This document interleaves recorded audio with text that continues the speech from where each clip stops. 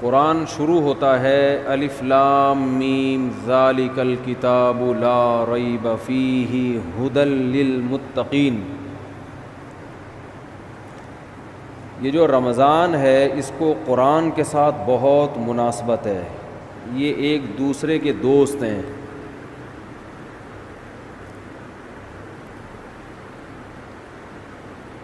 اسلام کے زندہ ہونے کی، اسلام کے برحق ہونے کی علامتوں میں سے ایک بہت بڑی علامت رمضان کا مہینہ ہے.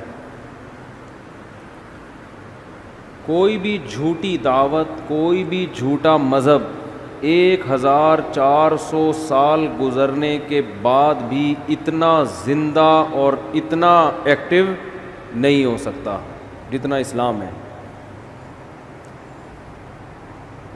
پوری دنیا میں ایک ہلچل مچ جاتی ہے، پوری دنیا میں مسجدیں بھر جاتی ہیں،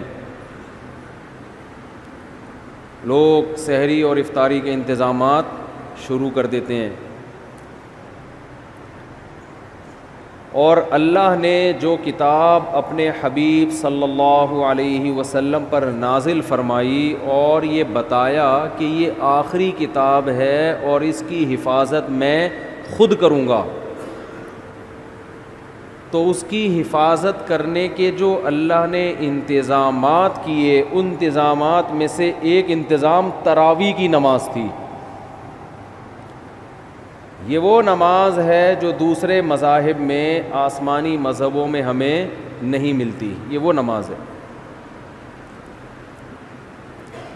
اگر یہ تراویح کی نماز یہودیوں کے پاس ہوتی تو ان سے تورات ضائع بولیں نہ ہوتی، تورات ضائع نہ ہوتی. جب موسیٰ علیہ السلام پہ تورات نازل ہوئی تھی اسی وقت لوگ نماز میں اس کی تلاوت شروع کر دیتے اور پوری کتاب ختم کرتے جیسے ہم کرتے ہیں. تو اتنے لاکھوں اس کے حافظ پیدا ہو جاتے اور پڑھتے پڑھتے پڑھتے پڑھتے وہ آج اسی طرح ہوتی جیسے حضرت موسیٰ پر نازل ہوئی تھی. یار بھائی اس کو دن میں سیٹ کیا کرو بیٹھ کے، اس وقت نہ تجربے کیا کرو. جو بھی لایا ہے نا یہ آپ کی ذمہ داری ہے، یہ ان کی نہیں ہے. وہ ان کو لانے کیوں دیا آپ نے؟ یہ تو آپ زیادہ سمجھتے ہیں نا مائک کیسا ہونا چاہیے. اب یہ آدھا یہاں تک آ رہا ہے، تراویح میں بھی ٹینشن. وہ بیٹھے گا ہی نہیں، وہ کیسے بیٹھے گا؟ یہ تو آپ کل صدر جائیں صبح اور لے کر آئیں، ٹھیک ہے نا. پورا رمضان ابھی یہی ٹینشن. وہ نہیں، وہ پھر مجھے وہ یاد آتے ہیں جو محرم میں لال کپڑا لگا دیا تھا نا، تو اس پر غصہ ہو رہے تھے، پھر مائک اٹھا کے پھینکا تھا انہوں نے. تو ایسا نہ ہو مجھے بھی ایسے ہی کوئی ٹینشن ہو جائے رمضان کے شروع میں ہی. تو اگر موسیٰ علیہ الصلاۃ والسلام کو تراویح ملتی رمضان کی تو آج تورات ہمارے پاس اصل شکل میں موجود ہوتی. اگر عیسیٰ علیہ السلام کو یہ تراویح کی نماز ملتی تو آج انجیل اصل شکل میں موجود ہوتی. انجیل کے اتنے حافظ، موٹیویشن ملتی ہے نا. والدین جب اپنے بچوں کو دیکھتے ہیں کہ ہمارا بچہ نماز میں امامت کر رہا ہے اور الحمد سے لے کے والناس تک پورا قرآن سناتا ہے تو ان کا ظرف بڑا ہو جاتا ہے، دل بڑا ہو جاتا ہے. دوسرے والدین بھی سوچتے ہیں کہ ہم نے بھی اپنے بچوں کو حفظ کرانا. اس سے موٹیویشن ملتی ہے. اتنی موٹیویشن ملی کہ لاکھوں کروڑوں حافظ پیدا ہو گئے. ورنہ لوگ سب اپنے طور پہ قرآن پڑھتے، بہت ہی نیک لوگ حفظ کر لیتے، باقی لوگ کیوں حفظ کرتے بھائی؟ وہ کہتے کیا ضرورت ہے.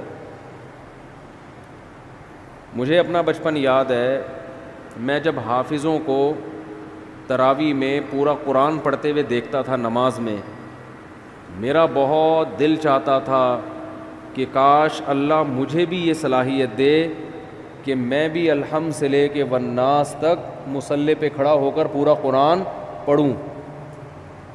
ایک دل میں جذبہ پہ ہر سال جذبہ پیدا ہوتا تھا. اب بچپن میں تو ہم اسکول کالج میں پڑھے، ہمیں کہاں ٹائم ہی نہیں ملا. لیکن جب ادھر کو آئے نا تو پھر بڑی عمر میں نے حفظ کیا. اور بڑی تمنا تھی. پڑھائی کے دوران حفظ کرتے کرتے بالآخر جب پہلی مرتبہ میں نے قرآن سنایا ہے تو پوری رات بیٹھ کے میں یاد کرتا تھا, پوری رات.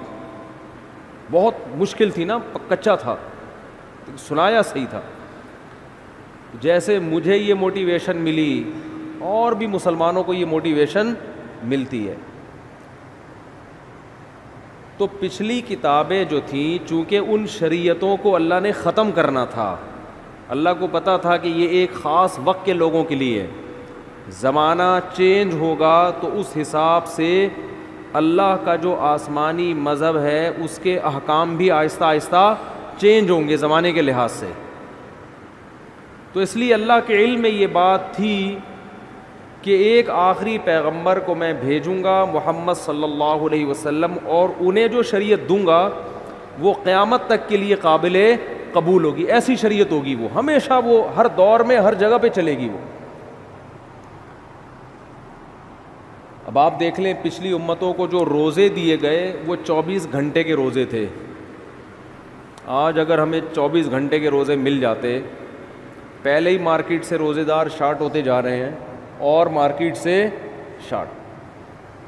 اور بہت سے لوگ جو گرمیوں میں 24 گھنٹے کے روزے رکھتے وہ 26ویں روزے پہ آ کے دنیا سے ہی شارٹ ہو جاتے ہیں, کیونکہ پہلے جیسی قوتیں نہیں ہیں. گرمیوں کے روزے کہاں 24 گھنٹے رکھ سکتا ہے آدمی.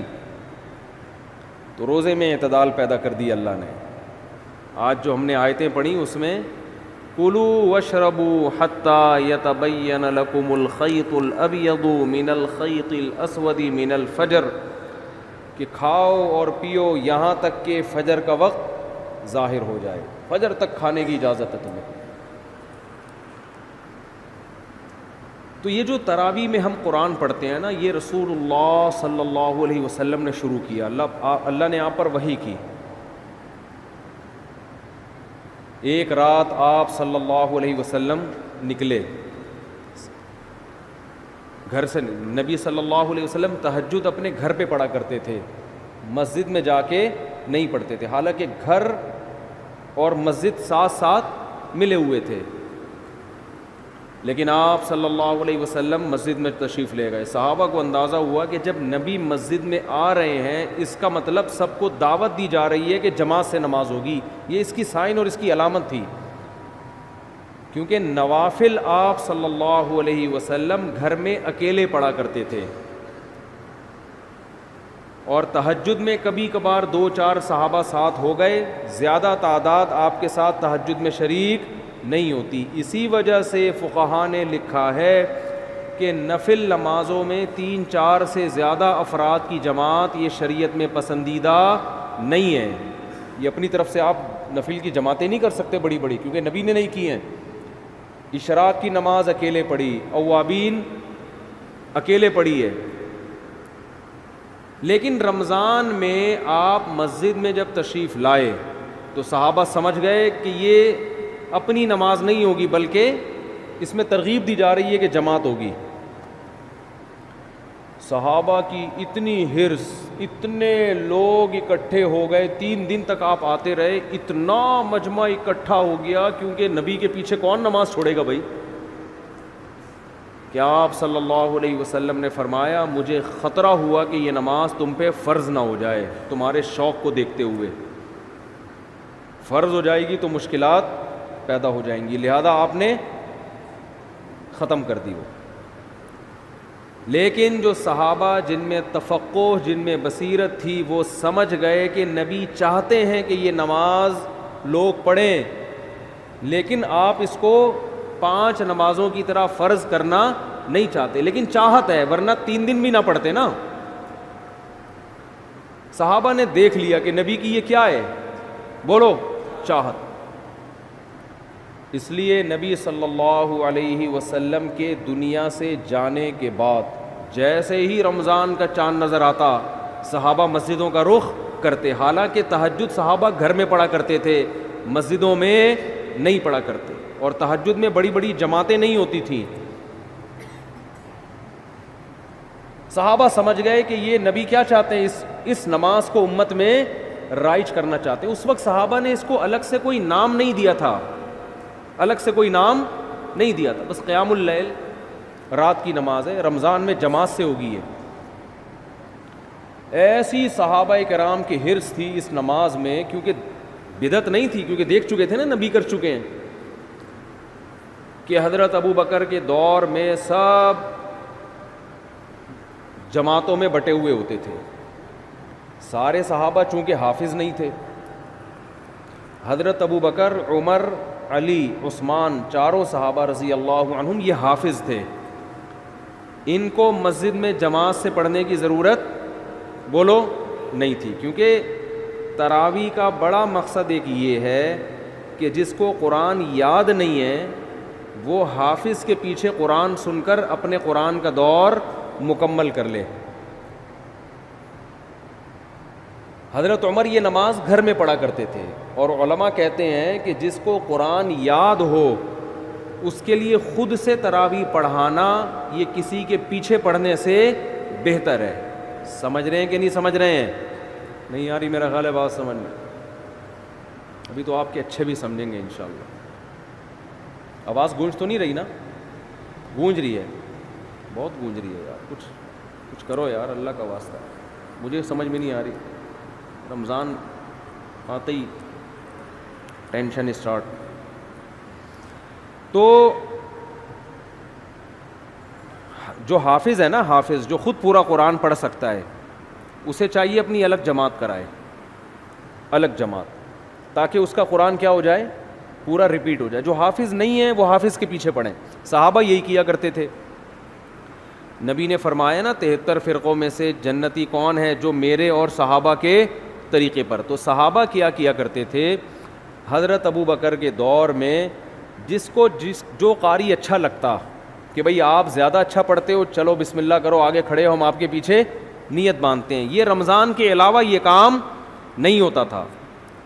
اگر رمضان کے علاوہ ہوتا نا، حضرت ابو بکر روکتے، بدعت کہہ کے روکتے اس کو کہ یہ تم نے کیا شروع کر دیا نیا کام.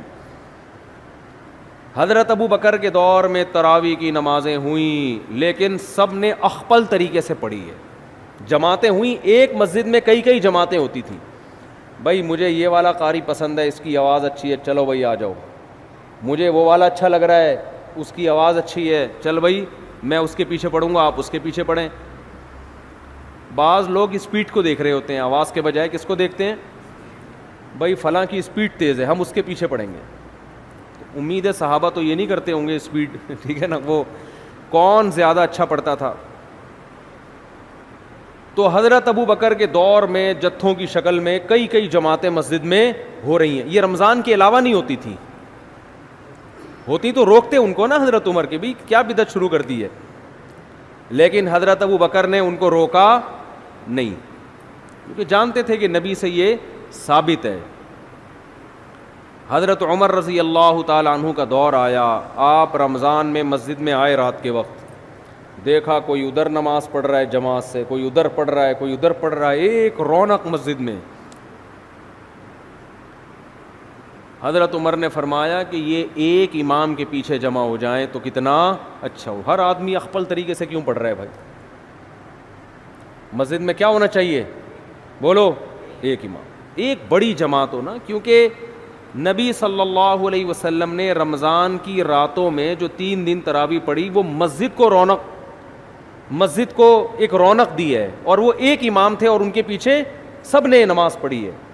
تو مسجد کی رونق اس میں ہے کہ ہر آدمی اخپل طریقے سے کسی امام کے پیچھے نماز پڑھنے کے بجائے ایک امام کے پیچھے بولو نماز پڑھے.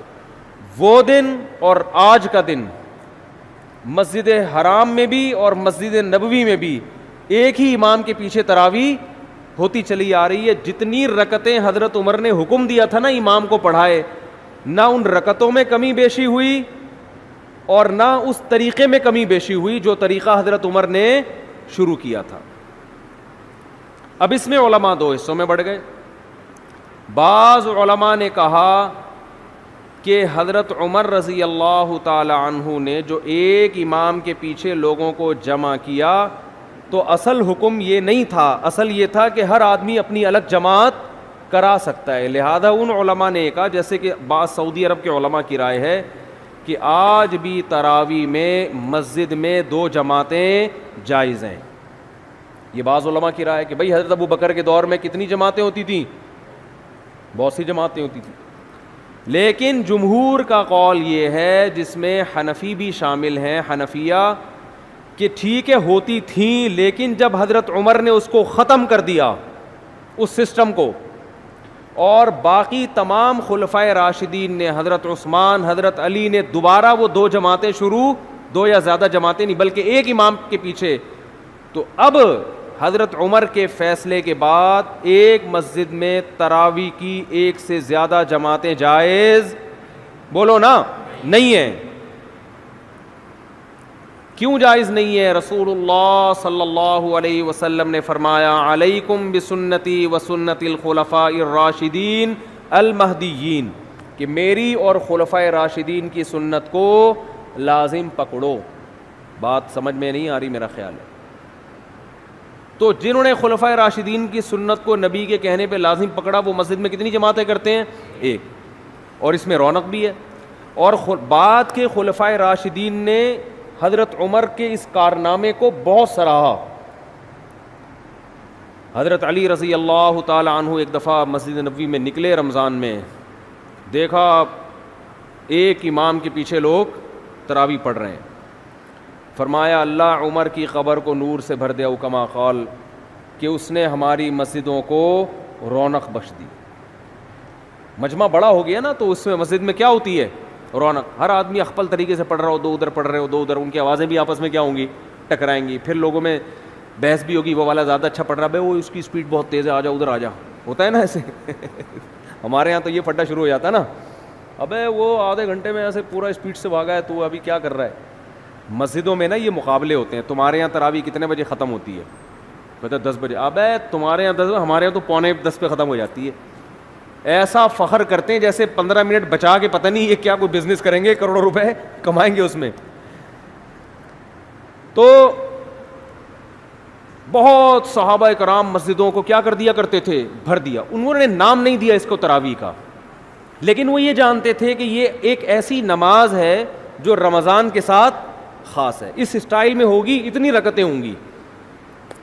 پھر بعد میں اسلاف نے اس کو تراویح کا نام دے دیا کہ بھئی الگ نام دے دو. نام دینے پر نہ اللہ کی طرف سے کوئی پابندی, نہ گورنمنٹ کی طرف سے. نام کیوں دیا تراویح کا, وہ میں بیانات میں بہت دفعہ بتاتا رہتا ہوں. ترویحہ 4 رکعتوں کے بعد ان کی عادت تھی تھوڑا آرام کرنے کی, تو 4 رکعتوں کو ایک ترویحہ کہا, اور تراویح کئی دفعہ 4 رکعتیں, اس لیے 8 رکعتوں پر تو یہ لفظ بیٹھتا ہی نہیں ہے. پھر حضرت علی رضی اللہ تعالی عنہ جب کوفہ چلے گئے, جب حضرت عمر نے تراویح شروع کروائی نا, تو مکہ میں, بصرہ میں, کوفہ میں, دمشق میں یہ خبریں پھیلنا شروع ہو گئیں. بھئی خلیفہ راشد نے سب کو ایک امام کے پیچھے جمع کر دیا ہے. پوری دنیا میں صحابہ جہاں جہاں بھی گئے, رمضان میں سارے مسجدوں میں آ کے جماعت سے نماز شروع کرتے. حضرت علی رضی اللہ تعالی عنہ رمضان کا چاند نظر آتے ہی کوفہ میں اپنے گھر والوں کو بھی, بچوں کو بھی, اپنے ازواج کو بھی, عورتوں کو بھی لے کے مسجد میں آیا کرتے تھے. ان کے شاگرد بھی, صحابہ بھی یہ کیا کرتے تھے. حالانکہ عام طور پر صحابہ کرام خواتین کو مسجد میں نماز پڑھنے کی ترغیب, بولو, نہیں دیتے, کیونکہ یہ اس جائز تھا, مگر ترغیب نہیں تھی اس کی کہ مسجد میں آئیں. ترغیب یہی تھی کہ وہ جماعت سے نماز مسجد میں پڑھنے کے بجائے کہاں نماز پڑھیں؟ گھر میں. لیکن ہم اسلاف میں یہ دیکھتے ہیں کہ تراویح کی نمازوں میں, اسلاف میں ہمیں یہ عمل ملتا ہے کہ وہ اپنی عورتوں کو بھی مسجد میں لایا کرتے تھے. بعض لوگ اس پر اشکال کرتے ہیں, عورتوں کے ساتھ بچے بھی ہوتے ہیں, اور شور کرتے ہیں, وہ یوں کرتے ہیں. آج بھی کچھ شکایتیں آئی ہیں. انتظامیہ کا جو بھی فیصلہ ہوگا وہ آپ کو کل سنا دیا جائے گا کہ خواتین کو لانے کی یہاں اجازت ہے یا نہیں ہے. وہ انتظامیہ کے کندھے پہ رکھ کے ہی میں بندوق چلاؤں گا. ان کا کہنا یہ ہے کہ بھئی وہ عورتوں کے ساتھ بچے آتے ہیں, شور کرتے ہیں, تو لہذا وہ کل نہ آئیں خواتین. ہمارے یہاں تو آج تراویح میں آئی ہیں نا, تو کل سے نہ آئیں. انتظامیہ کا یہ قول ہے, ٹھیک ہے نا. تو مجھ سے مشورہ نہیں لیا, میں اپنا مشورہ دے دیتا, میں اپنی رائے تھوپتا نہیں. میں مشورہ یہ دیتا کہ نبی صلی اللہ علیہ وسلم کے دور میں جو خواتین مسجد میں نماز پڑھنے آتی تھیں تو بچے بھی گود میں ہوتے تھے, وہ روتے بھی تھے, اور آپ صلی اللہ علیہ وسلم ان بچوں کی وجہ سے ان خواتین کو ڈانٹ کے بھگاتے نہیں تھے.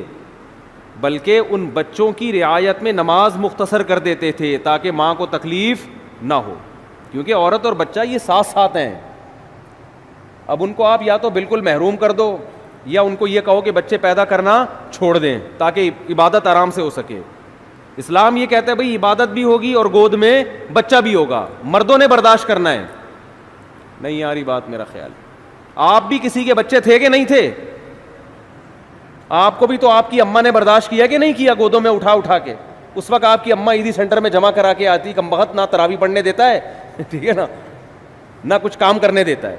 جیسے آپ کی اماں آپ کو گود میں اٹھا کے آتی ہوگی، نماز پڑھتی ہوگی، آپ روتے تھے، تو علماء نے کبھی آپ کی اماں کو یہ فتویٰ نہیں دیا ہوگا یہ جو وسیم تم نے گود میں اٹھایا ہوا ہے اس کو عیدی سینٹر میں جمع کرا دو.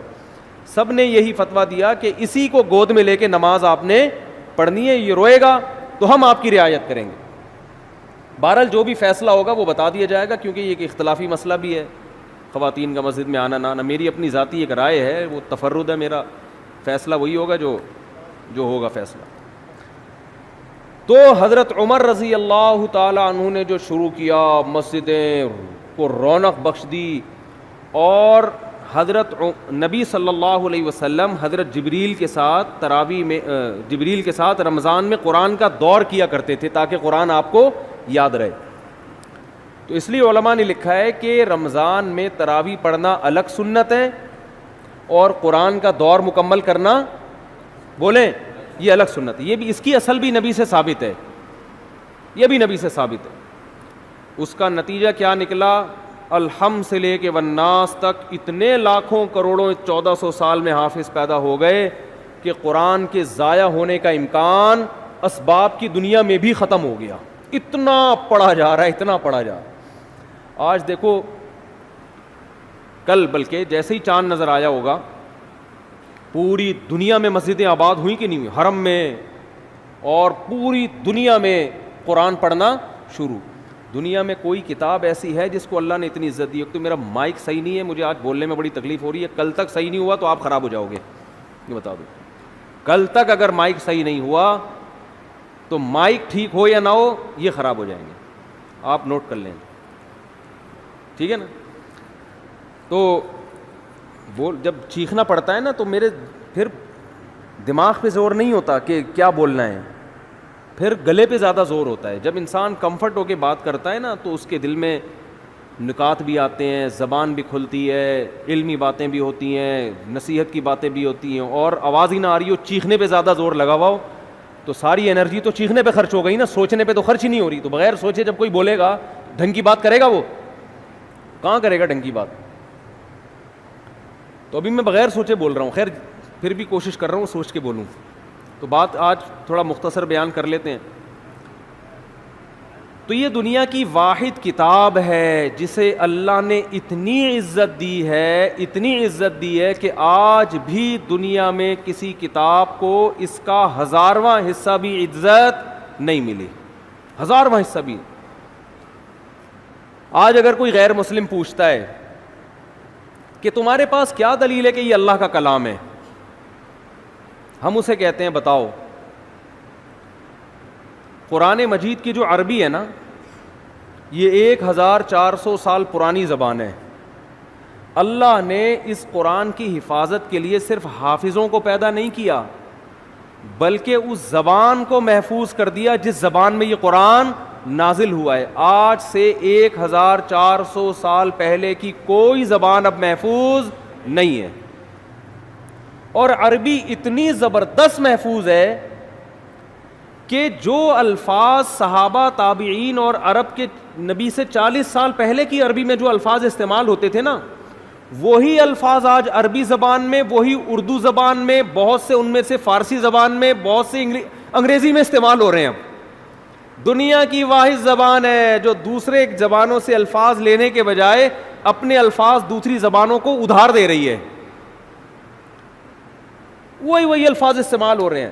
1400 سال پہلے، بلکہ اس سے بھی پہلے، عربی میں پانی کو ماں کہا جاتا تھا. آج بھی کیا کہا جاتا ہے؟ ماں. ڈاکٹر محمود غازی جو ہے نا، ایک بہت بڑے اسکالر گزرے ہیں، بڑے خاندانی اسکالر، اللہ ان کی قبر کو نور سے بھر دے. بڑا تحقیقی کام کیا انہوں نے. انہوں نے لکھا کہ ایک عجیب بات لکھی کہ دیکھو نبی صلی اللہ علیہ وسلم کے والد اگر زندہ ہو کے آج آ جائیں، 1400 سال پرانا کوئی انسان اگر آج زندہ ہو کے آ جائے جو عربی کے علاوہ ہو، وہ ہم سے بات کرے کسی سے بھی، سمجھ میں آئے گا کیا کہہ رہا ہے؟ بڑے بڑے مورخین بیٹھ جائیں گے، عجائب گھر سے لوگوں کو نکلوانا پڑے گا زندہ کر کے نا کہ یار اس کو سمجھو بول کیا رہا ہے۔ لیکن انہوں نے کہا کہ رسول اللہ صلی اللہ علیہ وسلم کے والد اگر آج زندہ ہو کے آ جائیں، حضرت عبداللہ، اور آج وہ ہم سے ہم کلام ہوں، کوئی بھی بات کریں، دنیا کے 20 ملک کے کروڑوں عوام اس کو سمجھے گی۔ ایک ملک نہیں، 20 کے قریب ملک ہیں جن کی زبان عربی ہے، وہ 20 ملک کے لوگ ان کی زبان سمجھیں گے، پورا پورا ایک ایک لفظ سمجھیں گے یہ کیا کہہ رہے ہیں، ایک ایک لفظ سمجھیں گے۔ ایسا اللہ نے عربی زبان کو محفوظ کیا تاکہ یہ قرآن جب لوگوں کے سامنے پڑھا جائے تو لوگ یہ نہ سمجھیں یہ ہماری عقل میں نہیں آ رہا، ہم اس کو سیکھ ہی نہیں سکتے، ہم اس کو سمجھ ہی نہیں سکتے۔ اور دوسری بات کہ عربی زبان میں بھی مشکل زبان بھی ہے، آسان زبان بھی ہے، لیکن قرآن کی زبان اللہ نے بے انتہا آسان بنائی ہے۔ میں عجیب بات آپ کو بتاؤں، ہم جب مدرسوں میں عربی گرامر سیکھتے ہیں نا، عربی زبان سیکھتے ہیں، بس آگے عربی میں ہوتا ہے، تو عربی زبان سیکھنے کے بعد سب سے پہلے جو کتاب ہمیں سمجھ میں آتی ہے وہ قرآن، حدیث تھوڑی اور مشکل، اور فقہ کی کتابیں اور مشکل، عربی ادب اور مشکل۔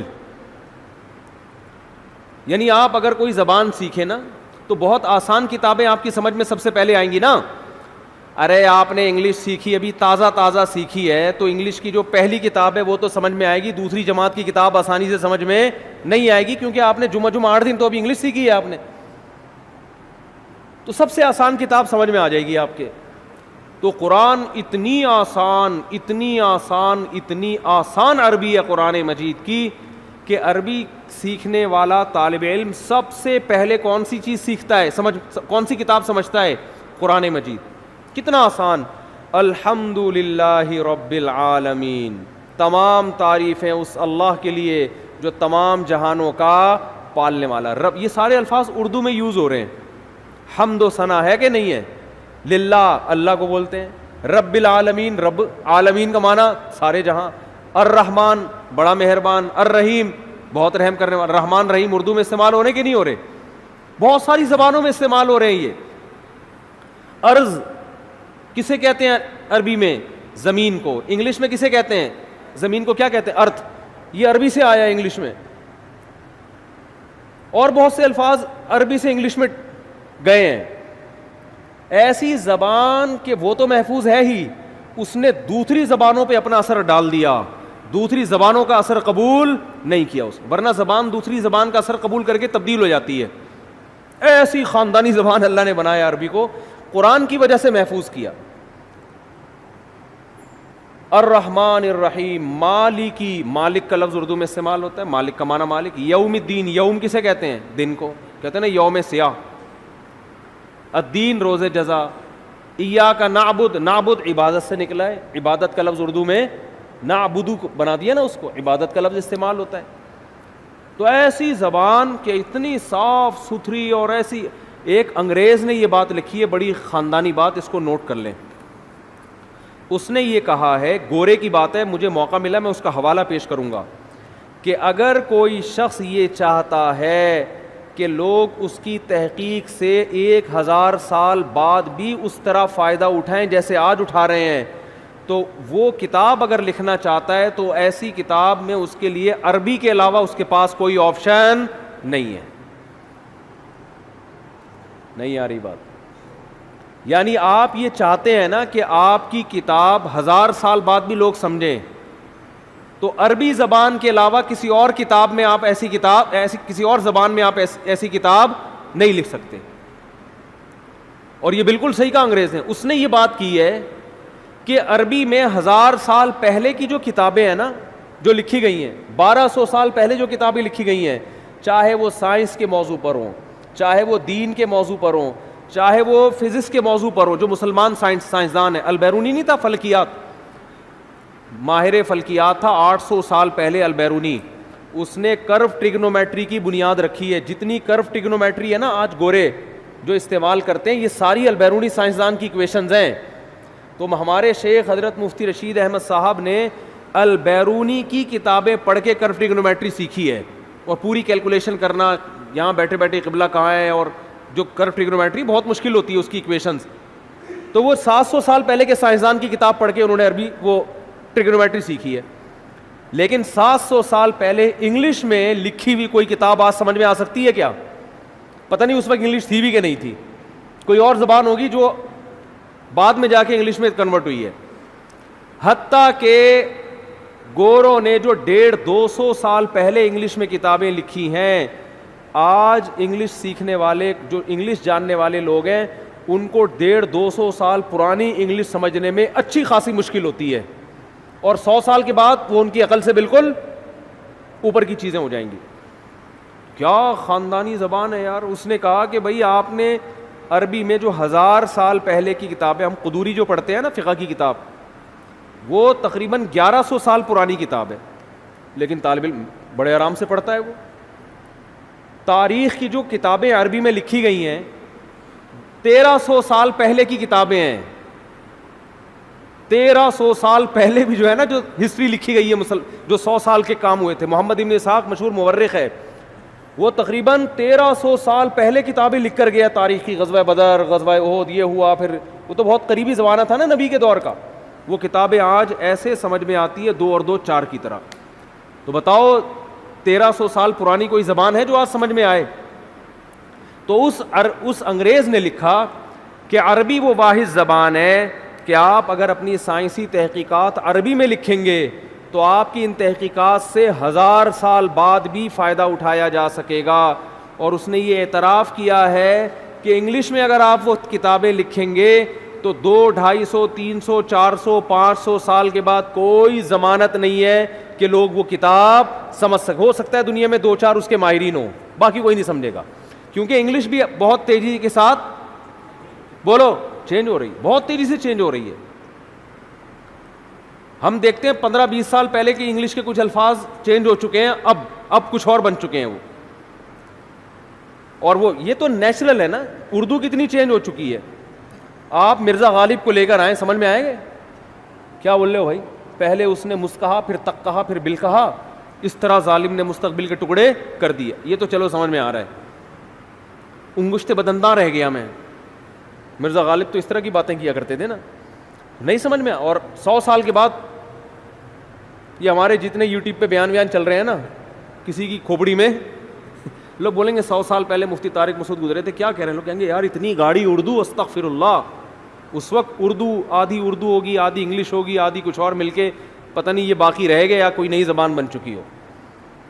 تو یہ معجزہ ہے قرآن کا کہ اللہ نے اپنے کلام کو محفوظ کرنے کے لیے ایک قوم کے کلام کو محفوظ کر دیا. اللہ نے کہا تم وہ خوش قسمت ہو کہ تمہاری زبان میں قرآن نازل کر رہا ہوں, تمہارے اندر صلاحیت ہو یا نہ ہو, لیکن تمہاری زبان کو میں کیا کر دوں گا, ہمیشہ کے لیے محفوظ. آج وہی قرآن الحمد سے لے کے شروع کیا جاتا ہے اور والناس پہ ختم. اور عزت کتنی دی اللہ نے اس کتاب کو.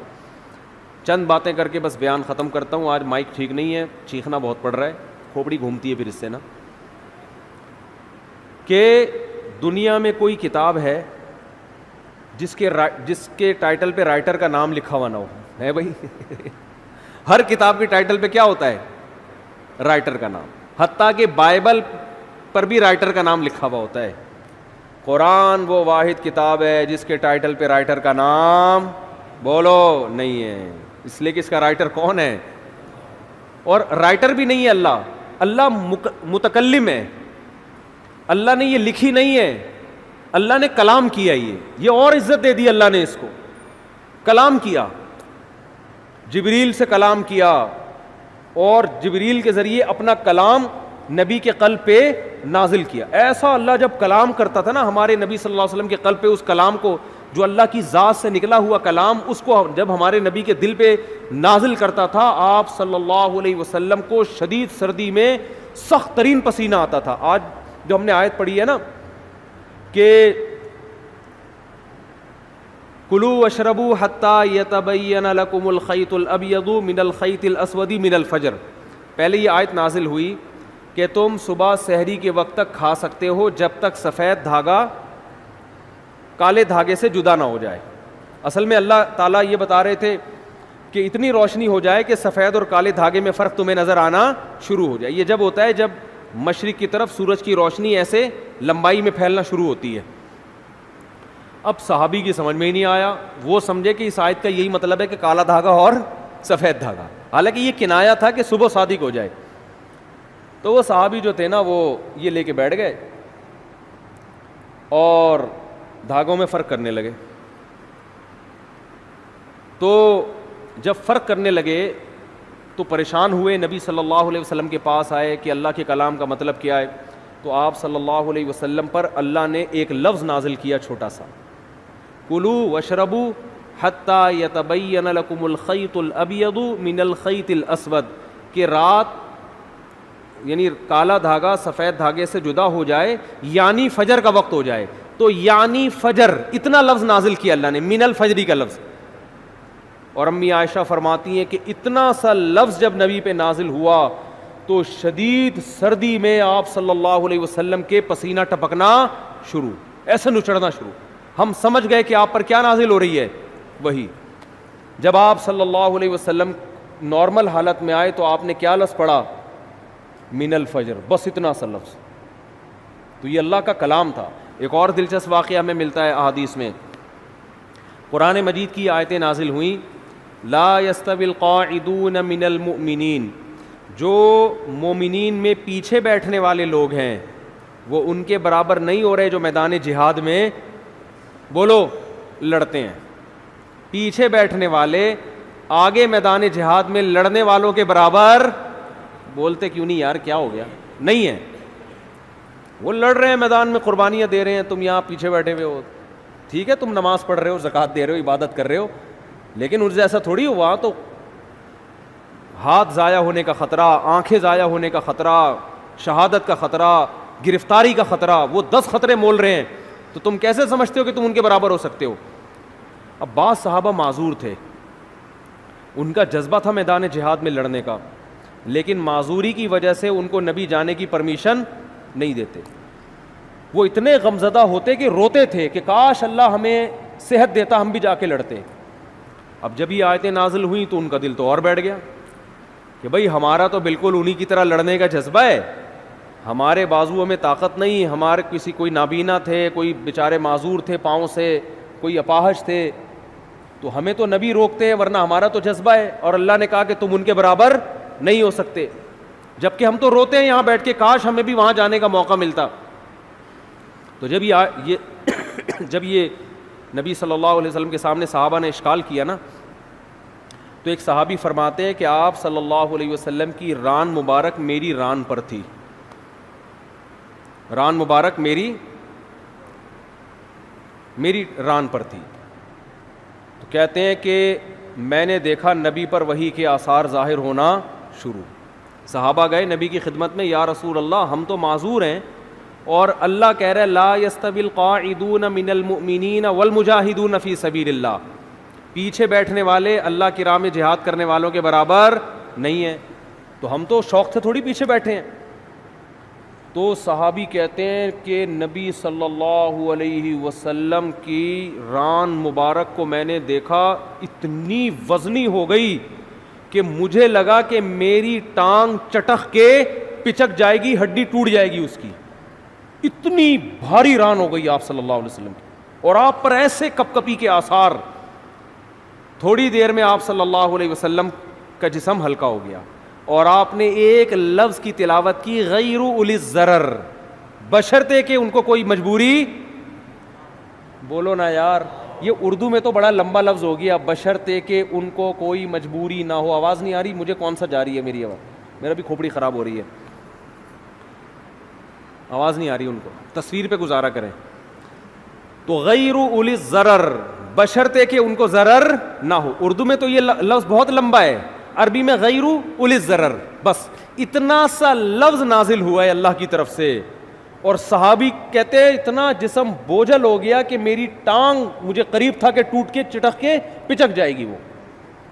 اور ایسے آپ صلی اللہ علیہ وسلم کے پسینہ نچڑنے لگا جہاں پہ. میں یہ سوچتا تھا کہ جب اللہ نے یہ نازل کرنا ہی تھا ہے بھائی کہ جو پیچھے بیٹھنے والے لوگ ہیں وہ آگے جانے والوں کے برابر نہیں ہے بشرطے کہ ان کو کوئی معذوری نہ ہو, تو پہلے ہی نازل کر دیتا. کیا ہو گیا بھائی, کیا ہو گیا یار, تاکہ صحابہ کو اشکال ہی نہ ہوتا. صحابی نے آ کے اشکال کیا کہ ہم تو عذر سے بیٹھے ہوئے ہیں, تو ہم بھی ان کے برابر نہیں ہیں جو آگے لڑ رہے ہیں. پھر اشکال کیا, پھر اللہ نے کیا دیا, جواب دیا. تو اس کی ضرورت کیا تھی؟ اللہ کو تو پتا تھا کہ ان کے دل میں اشکال پیدا ہوگا, تو اللہ اشکال کرنے سے پہلے ہی پوری آیت نازل کر دیتے نا. پہلے آدھی نازل کی, پھر اس میں ایک جوڑ دیا, ایک اس میں جو ہے نا گویا کہ ایک پیوند لگایا گیا ہے. تو اصل میں یہ حکمت تھی قرآن کی حقانیت, قرآن کی حقانیت کہ نبی اپنی طرف سے ایک لفظ کا بھی اس میں اضافہ نہیں کر سکتے, ورنہ نبی اس کی تشریح کر دیتے نا کہ بھائی تم جو میرے پاس آئے ہو اور یہ پوچھ رہے ہو کہ پیچھے بیٹھنے والے آگے بیٹھنے والوں کے برابر نہیں ہیں, تو میں نے اللہ سے پوچھا, اللہ نے مجھے بتا دیا ہے. میرا وہی تو ویسے بھی آتی تھی نا جس کو حدیث کہا جاتا ہے, یہ بھی تو اللہ سے پوچھ کے ہی باتیں کرتے تھے آپ صلی اللہ علیہ وسلم. تو میں نے اللہ سے پوچھا, اللہ نے بتایا کہ اس میں خود بخود یہ شرط لگی ہوئی ہے کہ بشرطے کہ کوئی عذر نہ ہو, یہ بتا دیتے. لیکن نہیں, اللہ نے یہ ثابت کرنا تھا کہ اس میں نبی اپنی طرف سے کوئی ایڈیشن بولو نہیں کر سکتے, اور صحابہ کو یہ بھی دکھانا تھا کہ یہ نبی کے اپنے الفاظ نہیں ہیں, یہ آسمان سے نازل ہوئے ہیں. اپنے الفاظ میں انسان کی یہ کیفیت نہیں ہوتی, یہ واقعی من جانب اللہ الفاظ نازل ہو رہے ہیں کہ ایک لفظ نے اتنا بوجھل بنا دیا کہ آج تم نے اپنی آنکھوں سے دیکھ لیا کہ تمہاری ٹانگ ٹوٹ کے ہلاک ہونے والی تھی. اس کا مطلب یہ ایک لفظ کا بوجھ ہے جو اللہ کی ذات سے نکلا اور پیغمبر کے قلب پہ نازل ہوا, تاکہ صحابہ کو اور اطمینان ہو جائے کہ یہ ان کا کلام نہیں ہے. اپنے کلام کے وقت یہ کیفیت تھوڑی ہوتی ہے انسان کی. تو ایسا اللہ نے حفاظت کا وعدہ کیا, اور کیسی عزت دی اللہ نے. کتاب پہ ٹائٹل پہ مؤلف کا نام بولو نہیں, تعارف کیا ہو رہا ہے. کتاب میں انٹروڈکشن ہوتا ہے نا شروع میں, یہ کتاب فلاں سن میں لکھی گئی ہے, ایک حادثہ ہوا تھا اس کے نتیجے میں ہم نے یہ لکھی. قرآن اپنے آپ کو انٹروڈیوس کیا کرواتا ہے, ذالک الکتاب, اے لوگو یہ کتاب ہے. کیا انداز ہے نا کتاب شروع ہونے کا, اے لوگو یہ کتاب, لا ریب فیہ, اس میں کوئی شک نہیں ہے کہ یہ کس کی طرف سے ہے, اللہ کی طرف سے. اے اللہ یہ لکھی کیوں گئی ہے, یہ نازل کیوں کی گئی ہے, ہدن, یہ تمہیں گائیڈ کرے گی صحیح کیا ہے اور بولو غلط کیا. یعنی پہلے جملے میں ہی بتا دیا کہ اس جیسی دنیا میں کوئی کتاب ہے نہیں, کیونکہ گائیڈنس قرآن کے علاوہ کوئی کتاب کرتی نہیں ہے. آپ کہو یار بہت ساری کتابیں گائیڈ کرتی ہیں, فزکس کی کتابیں ہمیں بتاتی ہیں کہ کتنے کلومیٹر فی گھنٹہ کی رفتار سے اگر کتا آپ کے پیچھے دوڑے گا تو کتنی دیر میں آپ کو پکڑ لے گا. یہی ہوتا ہے نا, اتنی کلومیٹر سے آپ دوڑو گے تو اتنی دور میں وہاں پہنچ جاؤ گے, یہ ہو جائے گا وغیرہ وغیرہ. تو وہ تو بہت زبردست گائیڈ کرتی ہیں.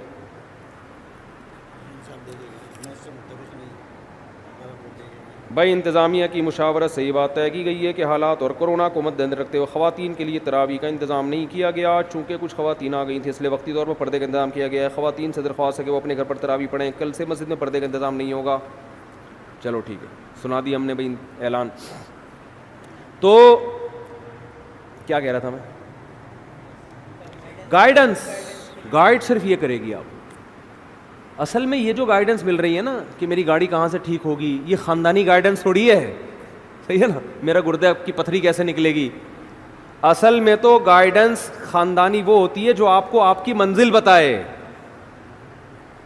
دیکھو آپ سفر میں راستہ بھول گئے کہ جانا کہاں ہے, تو بہت سے لوگ آپ کو گائیڈ کرتے ہیں, کچھ آپ کو بتاتے ہیں واش روم کہاں ملے گا آپ کو تاکہ آپ کا پیٹ کیا ہو جائے, تھوڑا ہلکا ہو جائے. گائیڈ تو وہ بھی کر رہا ہے, اس کو آپ اتنی ویلیو نہیں دیں گے. ایک یہ بھی گائیڈ کرے گا یار ادھر ہوٹل ہے وہاں کھانا کھا لینا, لیکن آپ کو جو اصل گائیڈنس چاہیے وہ کیا, کہ میری منزل کہاں ہے, مجھے جانا کہاں ہے. ان چیزوں میں آپ دوسرے درجے میں دلچسپی لوگے. پہلے آپ اس فکر میں لگے رہو گے کہ مجھے منزل کا پتہ چل جائے, میں نے جانا کہاں ہے. مثال کے طور پر آپ جا رہے ہو پشاور کی طرف, راستہ بھول گئے, اب آپ سب سے زیادہ فکر اس کی نہیں کرو گے کہ واش روم کہاں ہے, ہوٹل کہاں ہے, پانی کہاں سے ملے گا, چائے کا گٹکا کہاں سے ملے گا, نسوار کی دکانیں کہاں آئیں گی, گٹکے کی کہاں آئیں گی. سب سے پہلے کھوپڑی میں مسلط ہوگا آپ کے بھائی جان پشاور کا راستہ یہ ہے بھی کہ نہیں ہے. ایسا نہ ہو میں الٹا جا رہا ہوں اور پشاور کے بجائے اور دور ہوتا چلا جاؤں, میرا سفر کیا ہو جائے گا, ڈبل ہو جائے گا. سب سے پہلے انسان کو یہ فکر ہوتی ہے کہ میری منزل کہاں ہے, مجھے جانا کہاں ہے. تو قرآن کہتا ہے تمہیں قرآن یہ گائیڈ کرے گا کہ تم پیدا کیوں ہوئے, تم نے جانا کہاں ہے, تمہاری پیدائش کا مقصد کہاں ہے, الٹیمیٹ ویژن کیا ہے تمہارا. اس ویژن کو سامنے رکھ کر چھوٹے موٹے ویژن آتے رہیں گے دائیں بائیں, وہ تو ٹھیک ہے, واش روم بھی جانا ہے, شادی بھی کرنی ہے, بچے بھی پیدا کرنے ہیں, اور ہسپتال بھی بنانے, اور ڈاکٹر بھی پیدا ہوں گے, اور انجینئر بھی پیدا ہوں گے. یہ تو سارے سفر کے راستے کے لوازمات ہیں. جیسے موٹر وے پہ قیام و طعام کا انتظام بھی ہوتا ہے, لیکن موٹر وے قیام و طعام کے لیے نہیں بنی ہے, آپ کو کراچی سے پشاور پہنچانے کے لیے بنی ہے. بہت مشکل ہے بھائی بات سمجھانا. اصل مقصد موٹر وے کا کراچی سے آپ کو عزت کے ساتھ پشاور پہنچانا, لاہور پہنچانا, ملتان پہنچانا ہے. درمیان میں قیام و طعام اور واش روم اور مسجدیں, یہ موٹر وے کا اصل مقصد نہیں ہے. یہ تو مسافر کو منزل تک پہنچنے والے کو درمیان میں لوازمات چاہیے ہوتی ہے. تو قرآن کے علاوہ جتنی کتابیں ہیں وہ آپ کو آپ کی ضرورت کے معاملے میں گائیڈ کرتی ہیں کہ گاڑی پنچر ہو جائے تو وہاں سے جڑوان, لوگ آپ کو گائیڈ کر رہے ہوتے ہیں. میکینک اس کے وہاں سے ملیں گے, انجن آئل کتنے دن میں تبدیل ہوگا, آپ کا اپنے پھیپھڑے کب خراب ہوں گے, کورونا سے کیسے بچنا ہے, ویکسین آ گئی ہے کہ نہیں آ گئی ہے. یہ قیام و طعام ہے درمیان میں, ٹھیک ہے نا. قرآن آپ کو بتائے گا کہ جس زندگی کی موٹر وے پہ تم چل رہے ہو تو اس موٹر وے میں تمہارا اصل ہدف کہاں ہے, اور کتنے کلومیٹر کے بعد تم نے دائیں مڑنا ہے, اور کتنے کلومیٹر کے بعد تم نے بائیں مڑنا ہے. بہت مشکل ہے ماموں بات سمجھانا. آج کل ہم جب چھوٹے بچے تھے نا تو جب بات سمجھ میں آئی تھی اس کو ماموں کہتے تھے. ہم کیا کہتے تھے اس کو, ماموں. ماموں بات سمجھ لیا, سمجھا. ماموں اس لیے کہ پیار سے نا, کہ تجھے بڑا بھی بنا رہا ہوں میں. بڑا ماموں بڑے ہوتے ہیں نا, اور ننیال کا رشتہ ذرا محبت والا ہوتا ہے, چاچو تھوڑے سے سخت ہوتے ہیں نا, ددیال والا ہوگا. تو ماموں کا مطلب ہوتا ہے کہ اب تمیز سے بات انشاءاللہ سمجھ میں آئے گی. تو قرآن نے انٹروڈکشن کروایا, ہدن, یہ کیا ہے, یہ گائیڈنس. اے اللہ اگر یہ گائیڈنس ہے, کیسا خاندانی تعارف ہو رہا ہے یار. شروع ہی ایسا عجیب, اس سے لگتا ہی نہیں کہ یہ انسان کا کلام ہے. اور محمد صلی اللہ علیہ وسلم کا یہ کلام ہوتا تو نہ آپ کسی اسکول میں پڑھے, نہ کالج میں پڑھے, نہ لکھنا جانتے, نہ پڑھنا جانتے. انہیں کیا پتا تھا یار اس طرح سے کلام کو شروع کرنا ہے بھائی. ہدن کیا ہے, ہدایت.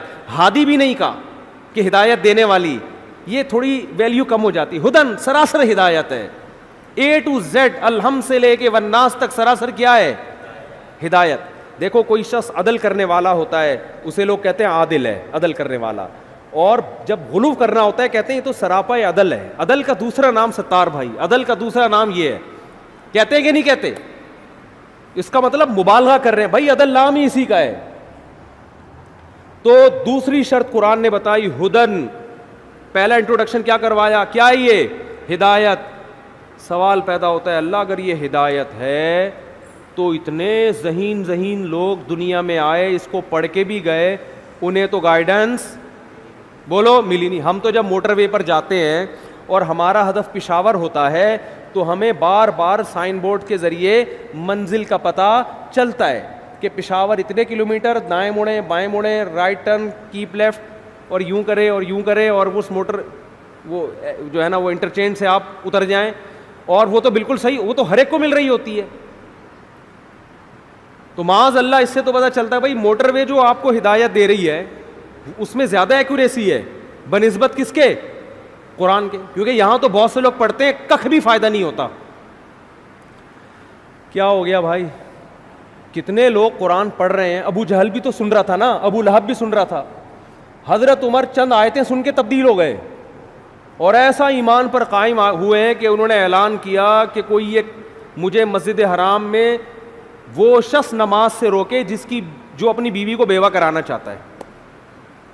چند آیتیں سنی اور منزل سمجھ میں آ گئی کہ جانا کہاں ہے میں. لیکن بہت سے پڑھ رہے ہیں, کوئی فائدہ بولو نہیں ہو رہا. تو قرآن نے بتا دیا ہدایت تو ہے ہر ایک کے لیے نہیں، للمتقین، ان لوگوں کو جو پرہیزگار بننا چاہتے ہیں، جو سیدھے راستے کی تلاش میں ہیں. کیا مطلب؟ آپ موٹر وے پہ چل رہے ہو، آپ کی منزل پشاور ہے، لیکن آپ کو اس سے غرض ہی نہیں ہے کہ میری منزل ہے کیا. آپ موٹر وے پر صرف انجوائے کرنے کے لیے نکلے ہو کہ چلیں موٹر وے پہ چل کے دیکھیں کہ ہے کیا. اور موٹر وے والوں نے ایسے سائن بورڈ فرض کرو کہ لگا دیے ہوں کہ جو واقعی پشاور جانا چاہتا ہے اس کو تو وہ لکھائی سمجھ میں آئے، کوئی ایسے سافٹ ویئر ڈال دیے فرض کرو انہوں نے، اور جو نہیں جانا چاہتا، جو لوفری کے لیے نکلا ہے، اس کو وہ سائن بورڈ سمجھ میں آئے ہی نہیں. تو موٹر وے کی انتظامیہ میں تو یہ طاقت نہیں ہے، لیکن خدا میں یہ طاقت ہے کہ وہ اپنے کلام میں ایسا اثر پیدا کر دے کہ جو سیدھے راستے کا متلاشی ہوگا اس پر یہ آیتیں اثر کریں گی.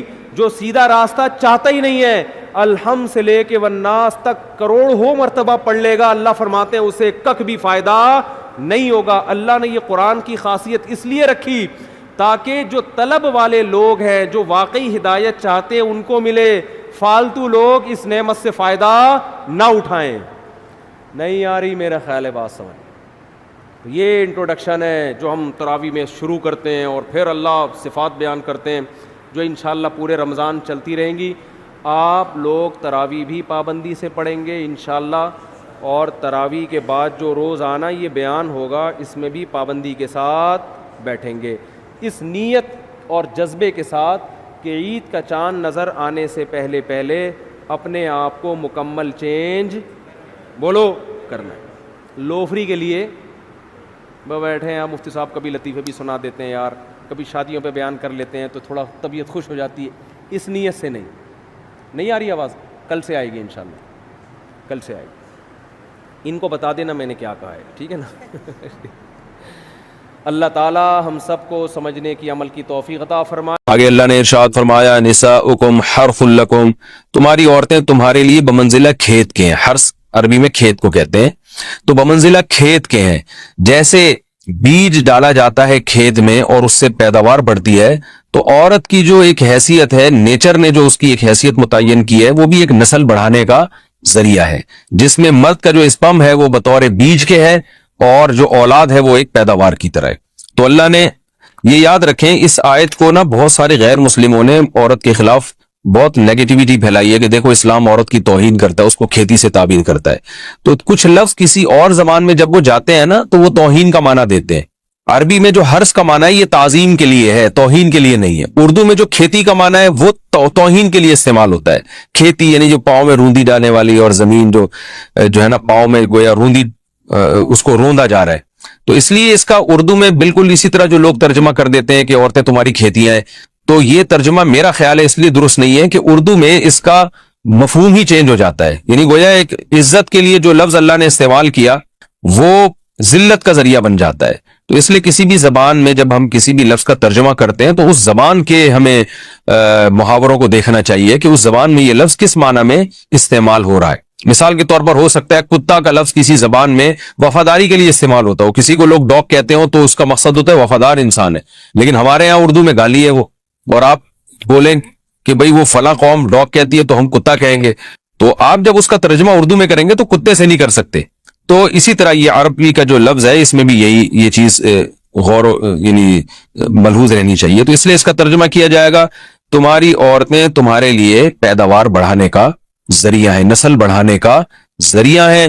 فاتو حرثکم، تم اپنے اس نسل بڑھانے کے ذریعے کے پاس آؤ، انا شئتم جیسے چاہو، وقدموا لانفسکم، اور اپنے نفسوں کے لیے آگے بھیجو، یعنی اولاد کی نیت سے آیا کرو زوجہ کے پاس، اور آخرت کے لیے انتظام کرو، یعنی اولاد پیدا کر کے جو تاکہ دنیا اور آخرت میں تمہارے لیے، فیوچر میں تمہارے لیے کام آئے، دنیا بھی داخل ہے آخرت بھی داخل ہے.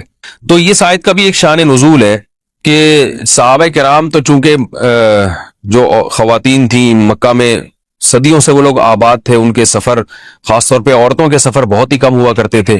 تو جب ہجرت ہوئی ہے اور جو ہے نا ہجرت کر کے بہت ساری صحابیات مدینہ آئی ہیں، تو مدینہ میں ان کے نکاح دوسری قوموں میں ہوئے، پھر انصار صحابہ سے بھی ہوئے.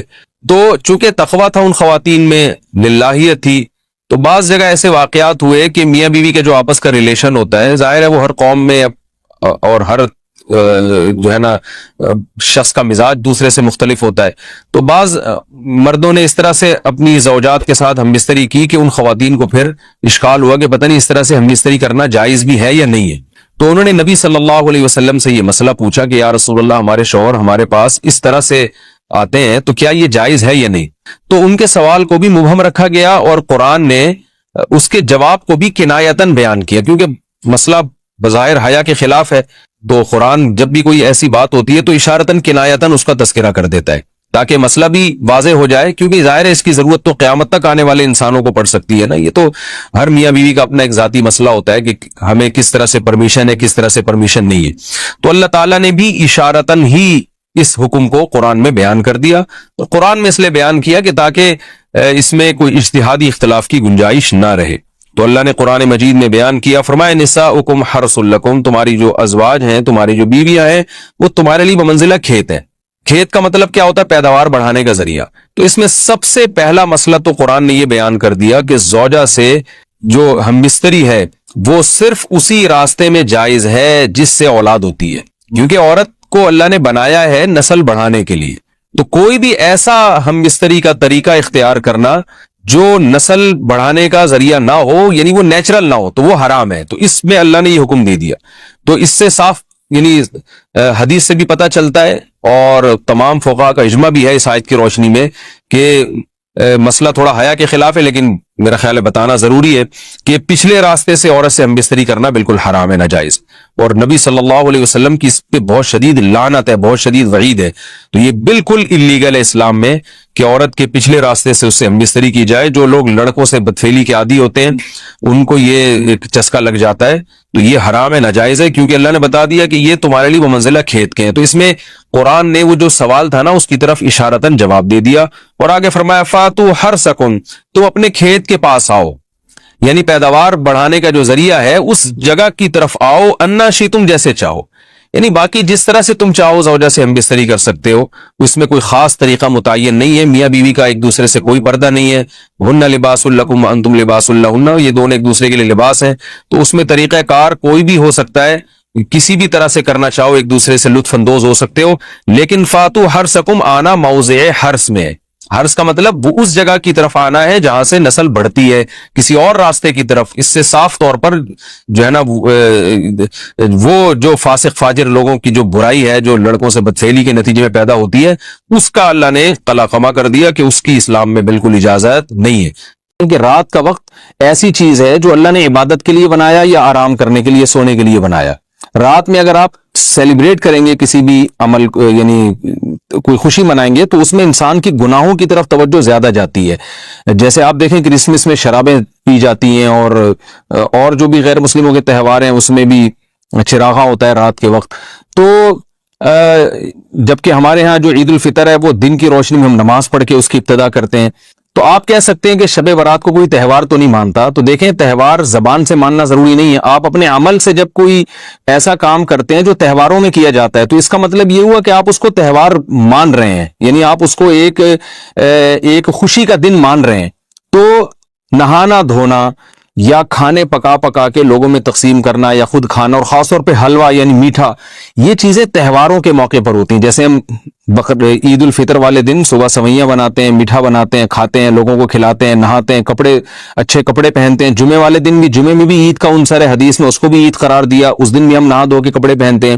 تو جو لوگ 15 شعبان کی رات کو نہاتے دھوتے ہیں، اسپیشلی اس رات کو کہ بھئی آج کوئی تہوار ہے یا آج کوئی خوشی کا دن ہے، اور مٹھائیاں کھاتے ہیں یا حلوے پکاتے ہیں، تو وہ زبان سے اس کو تہوار نہ بھی کہیں، اپنے عمل سے یہ بتاتے ہیں کہ یہ تہوار ہے، جبکہ یہ تہوار نہیں ہے.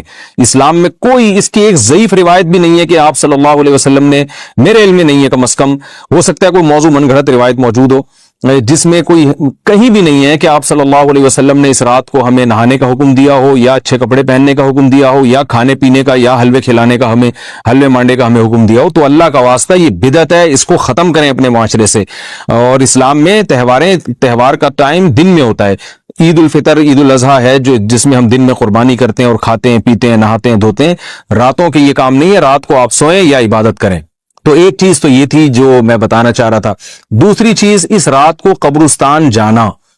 دیکھیے اس بارے میں حدیث پیش کی جاتی ہے, مشہور حدیث ہے, لوگ سنتے رہتے ہیں کہ نبی صلی اللہ علیہ وسلم رات کو اٹھے اور امی عائشہ رضی اللہ تعالیٰ عنہ بھی آپ کے پیچھے چلی گئیں اور آپ صلی اللہ علیہ وسلم جنت البقیع میں مغفرت کی دعا مانگ کے تشریف لے آئے واپس.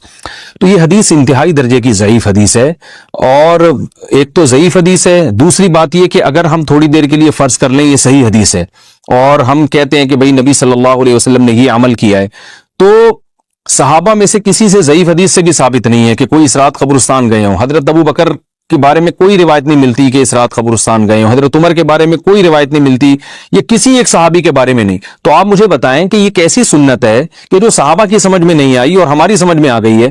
تو مشرکین مکہ یہ کہا کرتے تھے لو کان خیرن ما سبقونا الیہ, قرآن مجید کی آیت ہے کہ اگر یہ اسلام میں کوئی خیر ہوتی تو یہ صحابہ ہم سے پہل نہ کرتے.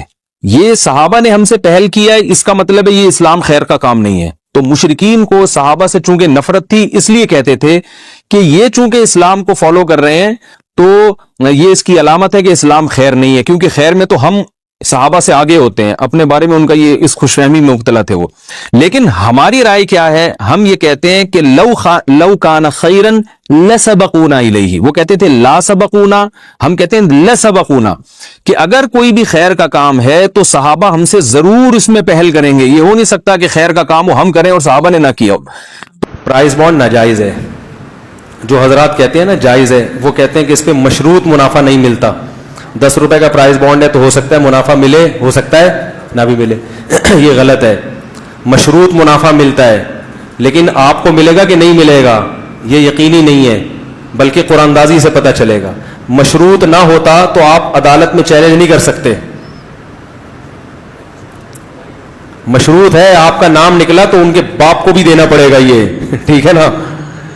جبکہ سود جو چیز نہیں ہوتی وہ یہ ہے کہ آپ نے کسی کو پیسے دیے تو وہ آپ اپنی مرضی وہ پیسے دے یا نہ دے. کیا خیال ہے, پہلے سے کوئی طے نہیں ہوتا, نہ دے تو کوئی غصہ نہیں ہے, دے دے تو غریبی ہے. تو یہاں اگر آپ کا نام آیا تو اس کو دینا پڑے گا, تو یہ مشروط ہے. ہاں کس کے ساتھ مشروط ہے یہ پہلے نہیں پتا چلتا, یہ قرآن اندازی سے فیصلہ ہوتا ہے کہ کس کو دیا جائے گا. تو اس لیے یہ بالکل ناجائز ہے. غرر بھی ہے اس میں, یہ غیر یقینی بے. آپ کو 10 روپے کے بدلے میں کیا چیز ملے گی یہ آپ کو پتا نہیں ہوتی. تو غیر یقینی خرید و فروخت سے نبی صلی اللہ علیہ وسلم نے منع کیا ہے, صحیح حدیث ہے اس بارے میں.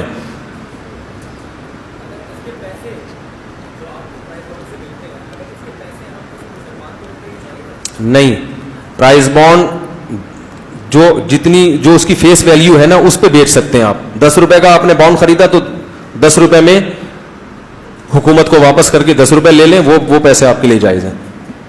سمجھ رہے؟ دیکھو یہ خرید و فروخت ہے نا, یہ انعام نہیں ہے. انعام ہوتا تو عدالت میں چیلنج نہیں کر سکتے, انعام نہیں ہے. ہاں یہ خرید و فروخت کا معاملہ ہے, مگر کس سے خرید و فروخت ہو رہی ہے یہ قرآن اندازی سے پتہ چلے گا. جس کا قرآن اندازی میں نام نہیں آیا اس سے بیع و شراء کا معاملہ ہوا ہی نہیں ہے, خرید و فروخت کا ایگریمنٹ ہے ہی نہیں. جس کا نام آیا اس سے ایگریمنٹ ہے. جب ایگریمنٹ ہے تو یہ غرر ہے, اس لیے کہ آپ 10 روپے دے کے آپ کو کیا چیز ملے گی یہ آپ کو معلوم نہیں. ایک تو ہوتا ہے نا انعامی اسکیم, 10 روپے کی آپ نے چپس خریدے, اس میں سے انعام نکل آیا, وہ جائز ہے کیونکہ وہ اس کو کلیم کیے بغیر آپ کو ایک چیز ملی ہے. صحیح ہے نا. لیکن یہاں پر آپ کلیم کر کے بھی لے سکتے ہو, تو پتہ یہ چلا کہ یہ انعام نہیں ہے, یہ بیع و شراء ہے. اور بیع و شراء میں یہ ضروری ہے کہ پیمنٹ بھی متعین ہو اور اس کے بدلے میں جو چیز ملنے والی ہے وہ بھی کیا ہو, متعین ہو. غیر متعین چیزوں کی خرید و فروخت جائز نہیں ہے. آپ نے 10 روپے پھینک دیے دکان والے میں اور کہا کہ میں ان چیزوں میں سے جس چیز پہ میرا ہاتھ آ گیا یا قرآن اندازی میں جو نام آ گیا جس چیز کا وہ مجھے ملے گی, تو یہ غیر یقینی بیع ہے, یہ حرام ہے, ناجائز ہے اسلام میں. تو جو حضرات یہ کہتے ہیں کہ پرائز بانڈ جائز ہے ان کا قول بالکل کالعدم ہے, بالکل باطل ہے, کم علمی کی دلیل ہے. لوگ یہ آیتیں اٹھا کے ان پہ بھی چشمہ کر دیتے ہیں اور ان پہ بھی شرک اور کفر کے فتوے لگاتے ہیں کہ یہ لوگ بھی اسی آیت کا مصداق ہیں, حالانکہ یہ اس آیت کا مصداق نہیں ہے. وجہ کیا ہے؟ نبی صلی اللہ علیہ وسلم نے یہود و نصارہ کے جن اکابرین کی برائی بیان کی ہے, یہ وہ بزرگ تھے جن کو یہود و نصارہ نے اتھارٹی دے رکھی تھی کہ یہ جب چاہیں کسی چیز کو حلال کر سکتے ہیں, جب چاہیں کسی چیز کو حرام کر سکتے ہیں. اور آج بھی آپ اگر عیسائیوں کے جو مذہبی عقائد کی کتابیں وہ اٹھا کے پڑھیں گے تو اس میں یہ عقیدہ باقاعدہ لکھا ہوا ہے کہ فادر کو, پادری کو یہ پرمیشن ہے کہ وہ زمانے کے لحاظ سے, حالات کے لحاظ سے مذہب میں چینجنگ کر سکتا ہے, وہ حلال کو حرام اور حرام کو حلال کر سکتا ہے. تو یہ آج بھی لکھا ہوا ہے. تو حلال و حرام بیان کرنا الگ چیز ہے, حلال کو حرام کر دینا اور حرام کو حلال کر دینا الگ چیز ہے. تو حلال کو حرام کرنا یا حرام کو حلال کرنے کی اتھارٹی صرف اللہ کے پاس ہے, یہ کسی کے پاس نہیں ہے.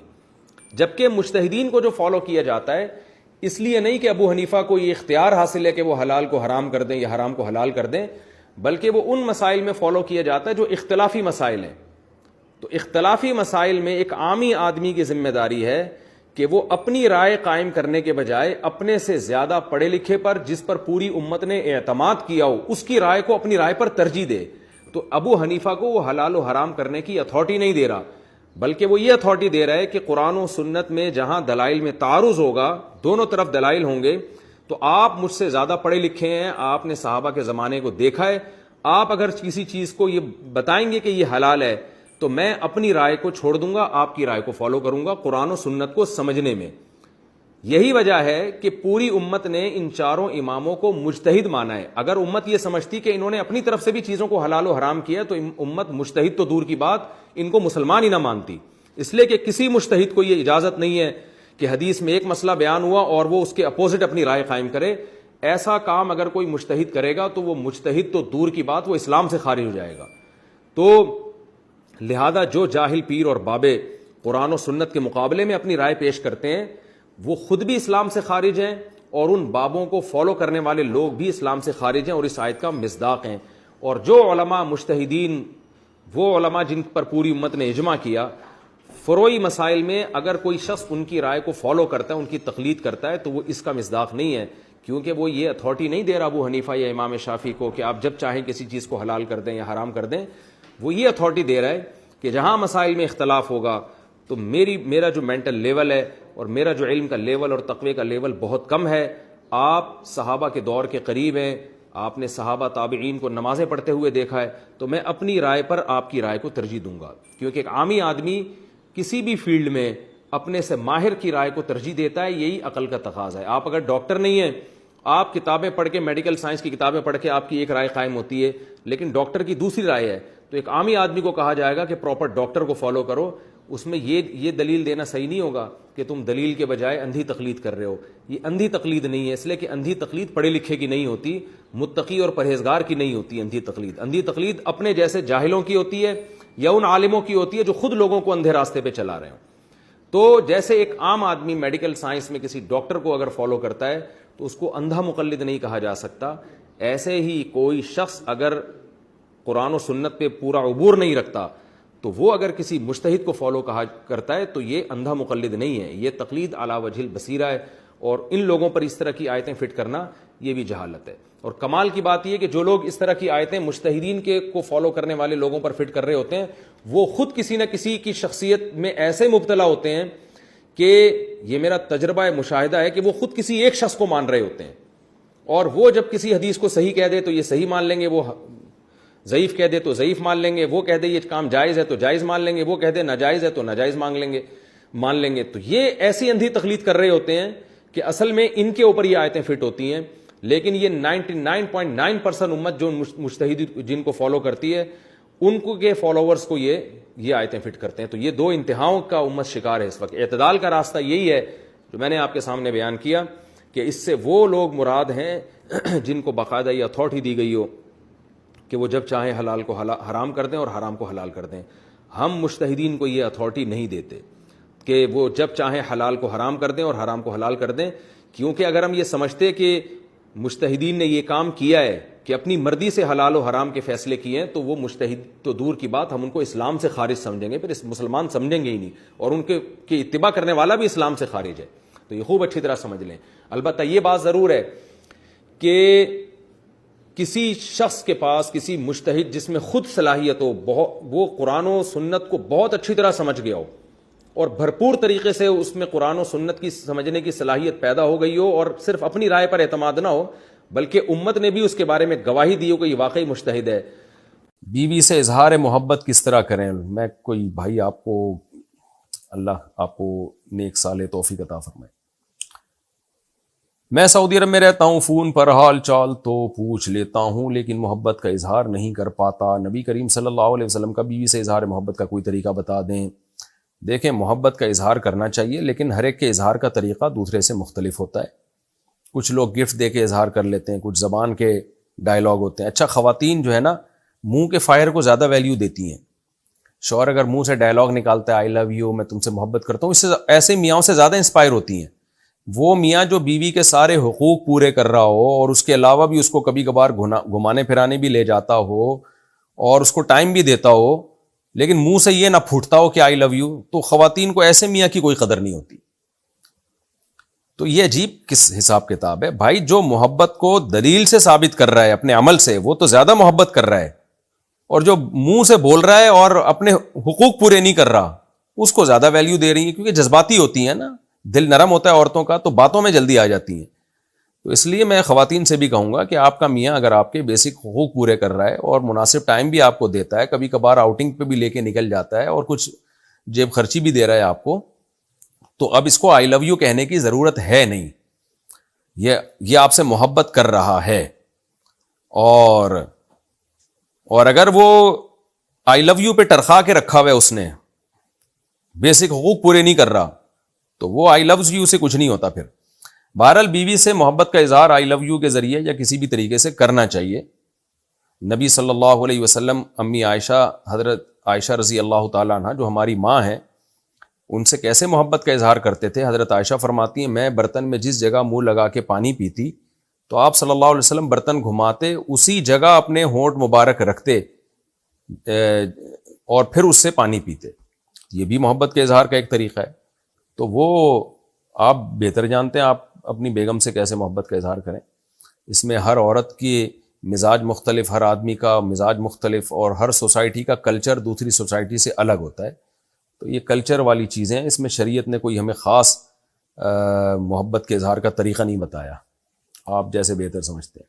منہ سے پھوٹ دیں مجھے آپ سے محبت ہے، اس میں کیا جا رہا ہے؟ آپ کہنے فون پہ گھنٹوں گھنٹوں بات ہوتی ہے، ایک دفعہ بول دیں کہ میں بھی آپ سے محبت کرتا ہوں، آپ کا فون نہیں آتا تو میں بے چین ہو جاتا ہوں. تبلیغ میں ایک نیکی کا ثواب 49 کروڑ. کیا واقعی تبلیغ میں نکل کر ایک نیکی کرنے کا ثواب 49 کروڑ کے برابر ہو جاتا ہے؟ عبداللہ صاحب کراچی سے. اس بارے میں تو کوئی مستند روایت موجود نہیں ہے کہ ایک نیکی کا ثواب 49 کروڑ کے برابر ہوتا ہے، کوئی مستند روایت نہیں ہے. لیکن اتنی بات ضرور ہے کہ